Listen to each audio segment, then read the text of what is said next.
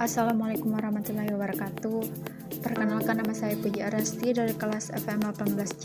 Saya akan menjelaskan tentang liquidity risk, credit risk ratio, deposit risk ratio, capital ratio, dan terakhir risk asset ratio.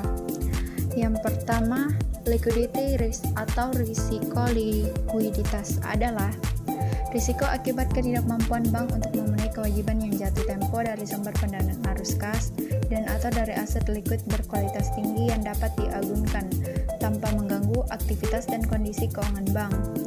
Liquidity risk menunjukkan risiko yang dihadapi oleh bank karena mengalami kegagalan untuk memenuhi kewajiban terhadap deposannya dengan alat-alat liquid yang tersedia karena harus digunakan oleh bank yang bersangkutan untuk membayar kewajiban yang harus segera dilunasi.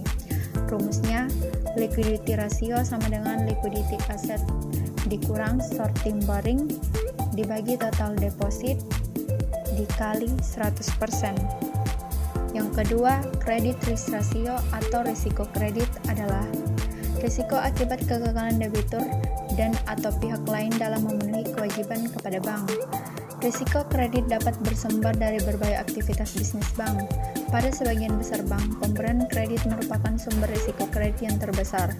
Selain kredit, bank menghadapi risiko kredit dari berbagai instrumen keuangan seperti sumber berharga, akseptasi, transaksi antar bank, transaksi pembiayaan perdagangan, transaksi tukar nilai dan derivatif, serta kewajiban komitmen dan kontingensi. Rumusnya, credit risk ratio sama dengan kredit non-produktif dibagi kredit yang diberikan. Yang ketiga, deposit risk ratio atau deposit ratio adalah untuk mengukur kemungkinan bank tidak mampu membayar kembali dana yang disimpan para deposannya, yang harus dijamin pembayarannya oleh kapital bank yang bersangkutan. Semakin besar rasio ini, maka kemungkinan bank bermasalah semakin kecil atau negatif. Rasio ini memperlihatkan risiko yang menunjukkan kemungkinan kegagalan bank dalam memenuhi kewajiban kepada nasabah yang menyimpan dananya diukur dengan jumlah permodalan yang dimiliki oleh bank yang bersangkutan. Rumusnya, deposit rasio sama dengan equity capital dibagi total deposit.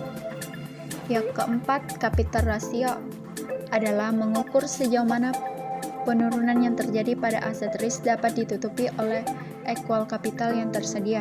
Dikatakan aset risk karena setiap aset mengandung risiko kerugian dan setiap kerugian akan mengakibatkan pengurangan terhadap kapital dan apakah kapital uang tersedia mampu menampung kerugian tersebut. Risiko ini mengukur kemampuan permodalan dalam menutupi kemungkinan kegagalan yang ada dalam proses permodalan kredit.